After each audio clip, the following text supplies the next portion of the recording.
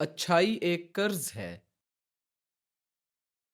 ایک نوجوان تھا جو اپنے والد کے انتقال کے بعد اپنی والدہ کے ساتھ رہتا تھا۔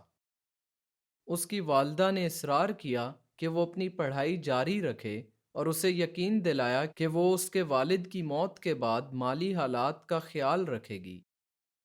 اس نے اپنے بیٹے کی ٹیوشن کی فیس اور جیب خرچ کی رقم دینے کے لیے کام کرنا شروع کیا۔ والدہ نے اپنے بیٹے کو کبھی کام نہیں کرنے دیا، جسے دیکھ کر بیٹا یہ سوچتا تھا کہ وہ جب بڑا ہو کر اپنے پاؤں پر کھڑا ہو جائے گا تو اپنی ماں کا احسان اتارے گا اور دن رات کام کرے گا۔ اس سے پہلے کہ نوجوان اپنی تعلیم مکمل کرتا، اس کی والدہ کا انتقال ہو گیا۔ اللہ اس سے راضی ہو۔ وہ دل شکستہ ہو کر پھوٹ پھوٹ کر رونے لگا۔ اس نے اللہ سے وعدہ کیا کہ وہ ہر مہینے اپنی تنخواہ میں سے ایک مخصوص رقم غریبوں اور یتیموں کے صدقے کے لیے نکالے گا۔ ایسا کر کے وہ اپنی گزری ہوئی ماں کو خیر بھیجنا چاہتا تھا۔ اس نے قسم کھائی کہ وہ ہر حال میں عبادت کرے گا اور اپنی ماں کے لیے سجدہ گو ہو کر دعا کرے گا، اور یہ کہ وہ صدقہ دے گا اور مسجد بنوائے گا اور ان سب میں صاف شفاف پانی کا بندوبست کرے گا۔ دن گزرتے گئے، پھر اس کی شادی ہو گئی اور اس کا بیٹا محمد پیدا ہوا۔ ایک دن جب وہ مسجد کے پاس سے گزر رہا تھا تو اس نے دیکھا کہ کچھ لوگ محلے کی مسجد میں پانی کا فلٹر لگا رہے ہیں۔ اسے برا لگا کیونکہ وہ اپنی مسجد کے لیے فلٹر لانا بھول گیا تھا۔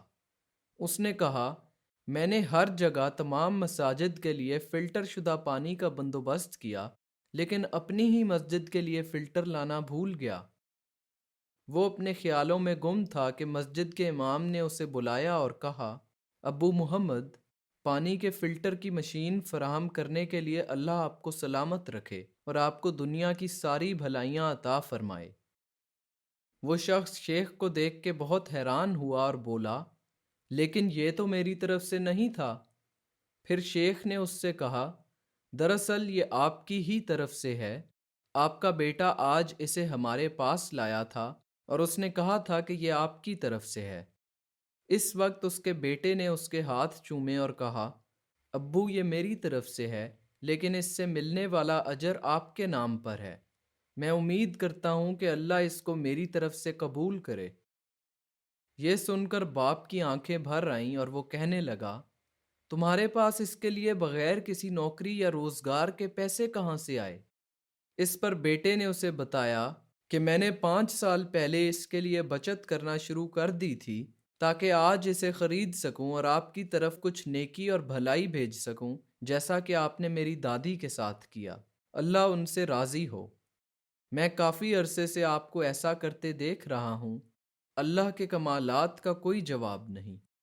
جس نے بھی یہ کہا کہ اچھا ہونا ایک قرض ہے، وہ سچا تھا، اور جو بھلائی تم کرتے ہو وہ تمہاری اولاد کے ذریعے تم تک واپس آتی ہے۔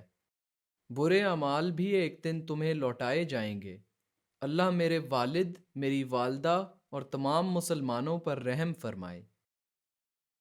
عندكم ينفد وما عند الله باق ولنجزين الذين صبروا أجرهم بأحسن ما كانوا يعملون من عمل صالحا من ذكر أو أنثى وهو مؤمن فلنحيينه حياة طيبة ولنجزينهم أجرهم بأحسن ما كانوا يعملون